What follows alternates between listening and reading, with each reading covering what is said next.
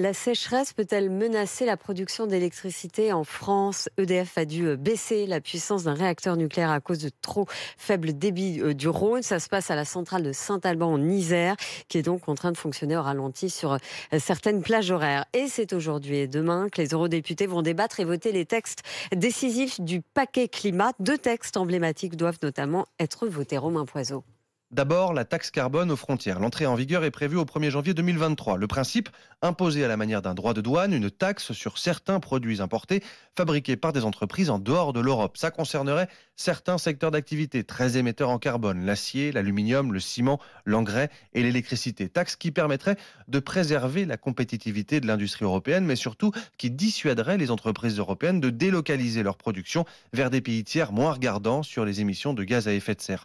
Autre grand texte voté aujourd'hui, l'interdiction de vendre des voitures thermiques neuves, essence ou diesel, en Europe en 2035.